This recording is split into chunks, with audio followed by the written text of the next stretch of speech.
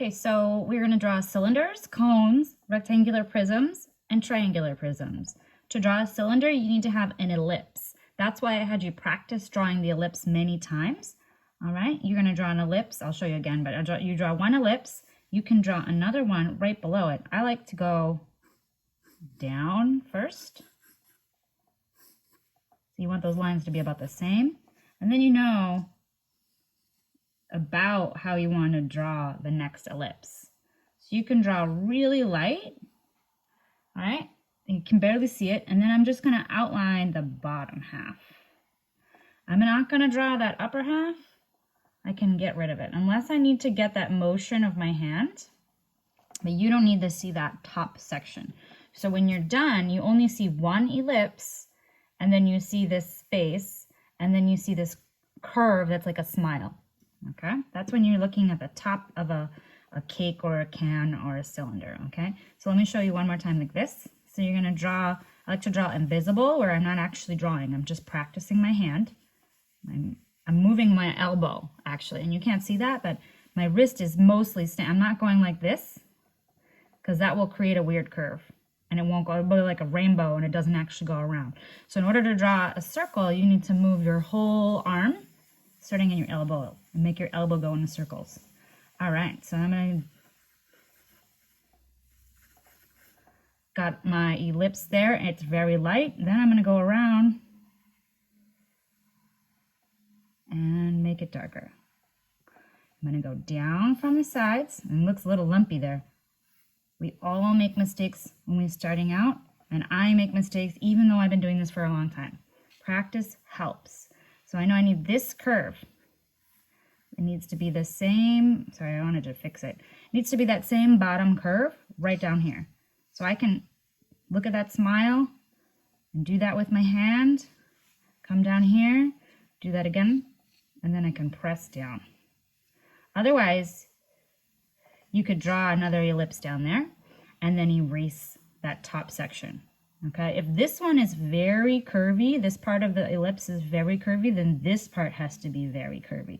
If it's very flat, then this one has to be very flat. Okay, you are probably going to erase a lot because you want to get rid of all the lines that you don't need. For cones, you also need to draw an ellipse. That's why I had you practice so many. You're going to draw an ellipse there. You're going to go straight down from the center and draw a dot. Connect the sides.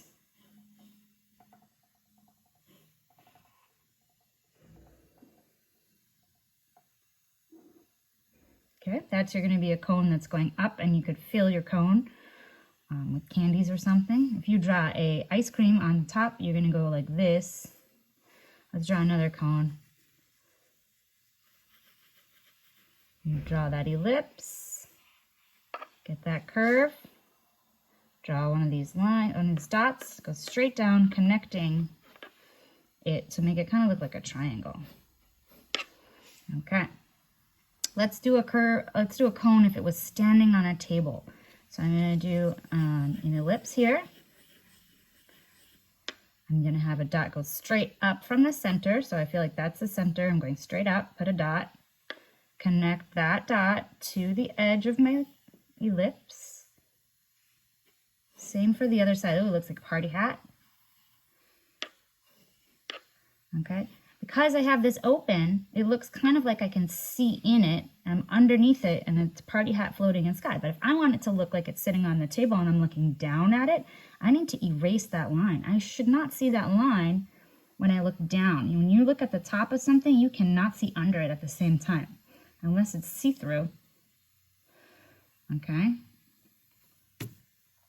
All right, so now because I erased that line, this looks like a cone that is sitting on the table. And sometimes, you know, you can add some extra curves to it to kind of help if you want. All right. All right, I'm going to draw the triangular prisms next. This one I think is kind of tricky, but it seems like a lot of people were doing really well with that when they're practicing. So you can draw a triangle. Draw another one, the same exact kind. Same size. This one looks a little smaller. Little to the side, little down, little to the side, little up, your choice. Okay, you don't want them to be lined up perfectly. Now I connect these corners. Bottom right corner, bottom left corner, connect. Bottom left corner, bottom right corner, connect. Top corner, connect. Okay, we want to get rid of that line because it's going to be see-through there. We want it to kind of, now it kind of looks like a tent. Let's try it again. So I would draw a triangle, or you could draw just even the A part, the top part. Draw another one.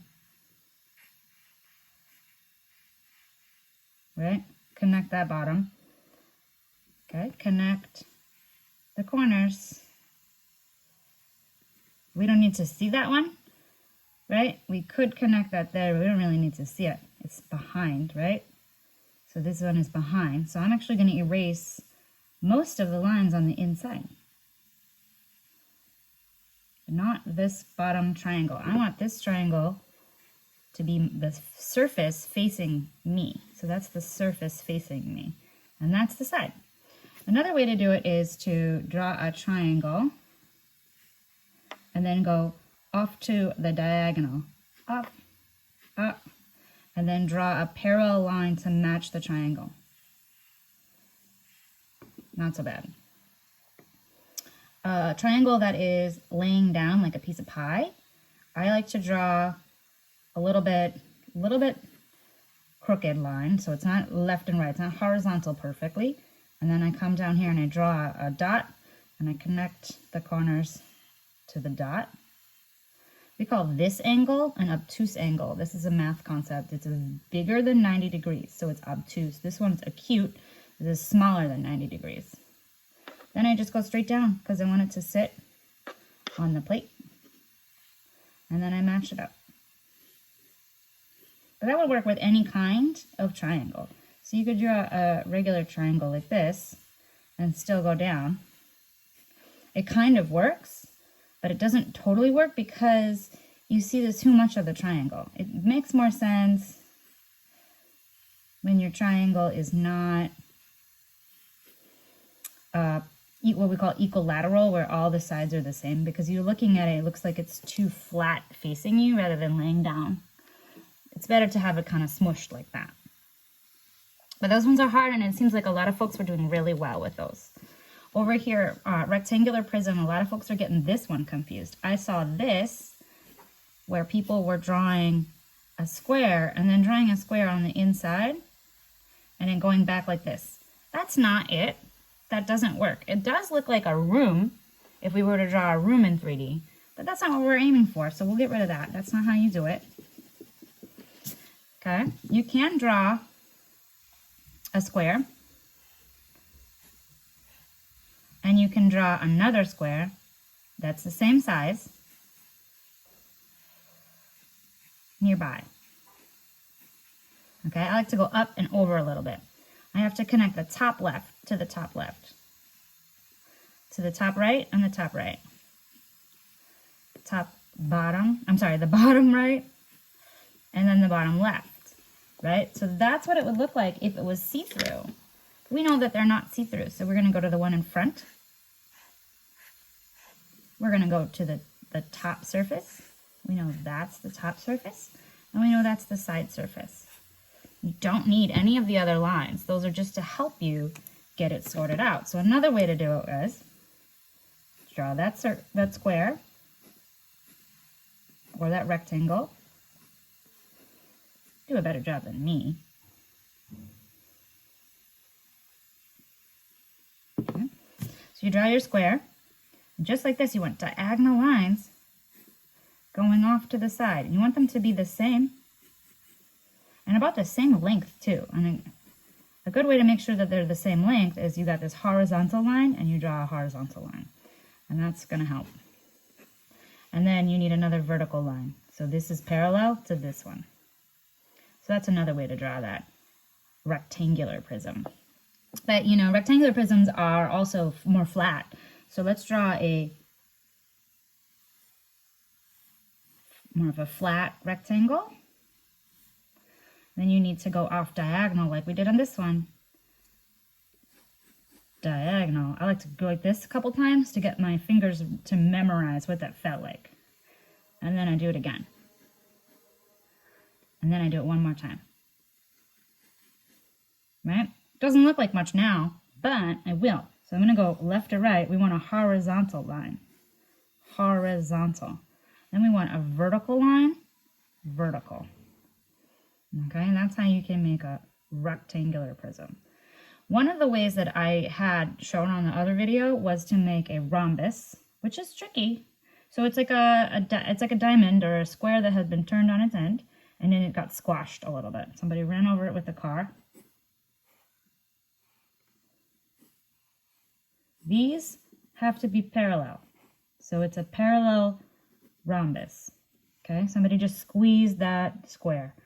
That's one way. And then you want to do verticals. That's it. And then these are parallel. Oops, that one's not long enough. All right, sometimes I make mistakes. I just erase. If you're drawing, if you're making a bigger drawing, okay, so this is where my practice, when you do your bigger drawing, when you do your bigger drawing and you want to do it, and it's like up here, or let's say you drew one like this. Oh no, and I bumped my arm while I was working, and I can't erase that. Let's say it's so hard, right now I could erase it, but let's say if I didn't have the capacity to erase that because I pressed down too hard, don't worry about it. If everything else looks good and you don't need to restart, you can just cover that up with a decoration when we add decorations to our piece of cake or whatever it is that we're going to make. Okay, so that's what I would do. I would turn my mistake into something where I decorate it. Right, so I could just be like, oh, that's where like a frosting flower goes, and no one would know that I accidentally made a mistake. Right? That's a weird flower, but when it's made out of frosting, it's actually a delicious flower, right? Okay, so that's how we did our shapes. Keep practicing.